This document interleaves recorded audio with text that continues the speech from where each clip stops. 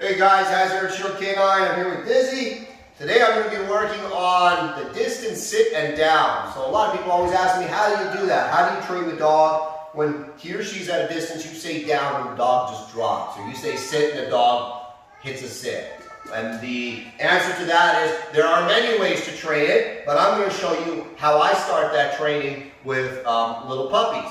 So obviously, in order for me to do this, I need to have a dog that has a basic understanding of the positions close up. All right? So if I'm here with the dog, sits, okay? You know, the dog understands the concept of sit. Let's see if she knows a plats. Plats, okay, so we've got our plats. So we have it close up. You can also do a stand at a distance. I'm not going to cover that today because that's a little bit complicated. We've established that the dog is able to sit down close by.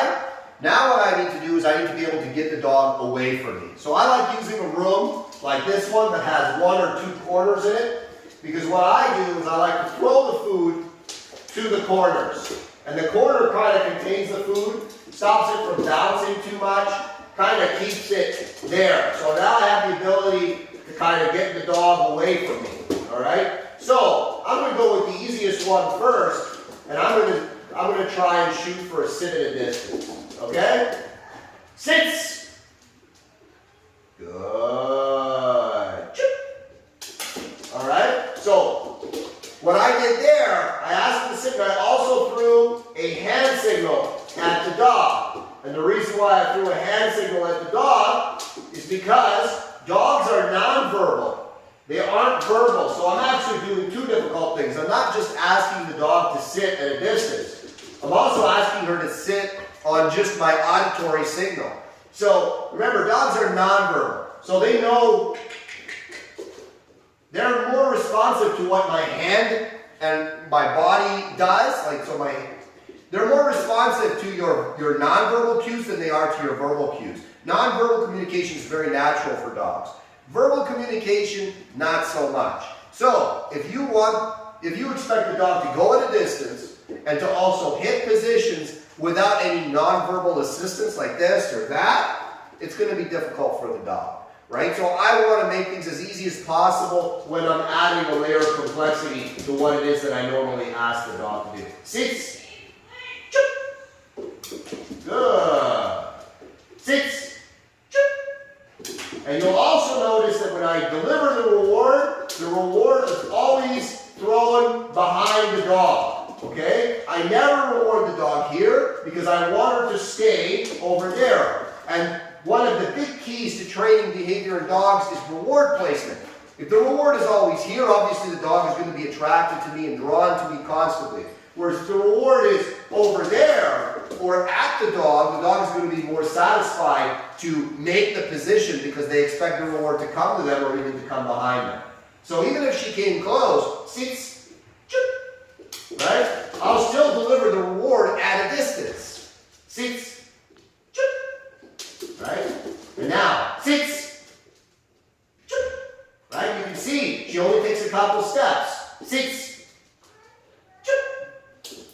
And that lag time between the signal and the command being performed is going to decrease and decrease as the dog develops a higher and higher expectation of the reward not only coming to her, coming past her. And she's also going to figure out something else. The sooner I put my butt on the ground, the faster the reward comes. Now, there are ways that you can also jackpot this behavior. So I'll send her back to the corner. That one took a bad bounce. Come on, hunt up the food. Let's go. Let's go. There we go. Got your back in the corner. Sits. Good. Right? And you can see I'm actually coming to the dog and delivering the reward at the dog. And this time she got a big handful of food. Sits. Good. Sits. Good. And you can see she has a high expectation. She wants to come towards me. I mark, hey, that's wrong, stay where you are. She still moves a little bit, but that's okay for now. That's one of those things that we'll iron out in time. It's important to not strive for perfection right away. Otherwise, you're not really going to have any. Now you can see the dog is very in the rhythm of what we're doing. So what I'm going to do is I'm going to break her out of that rhythm, and I'm going to send her to the other corner now. So she's in the other corner. Platz. Good boy. Girl. Good girl. So there we go. Reward in the corner. Platz. And you can see she takes a few more steps towards me. Platz. We're still at about 4 steps towards me. Platz. Even more steps that time. Platz. No. Platz. Good. So what I'm going to do now is I'm going to try to make it a little bit more sticky to that corner. And we're going to see if that works. And the way I'm going to do that is I'm just going to keep putting a lot of food there. Okay? And then, Platz. No. Platz.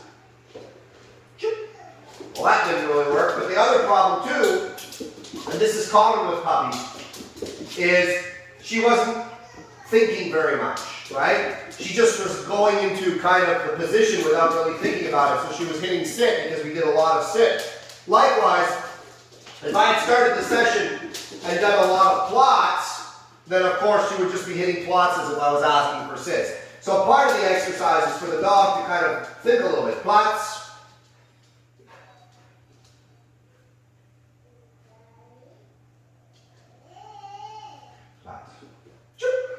Good. So even though she came all the way to me, guess where the reward is? It's always in that corner, right? So it's not the end of the world if the dog comes towards me. There's only food in that corner. So there's no reason to come here. Platz. Nope. So now I've got a problem. Platz. Nope. So it's important here when the dog is offering me this problem. Platz. Good. That I show the dog that that is not a success. Don't just try and guess. Actually listen to what I'm saying and get it right.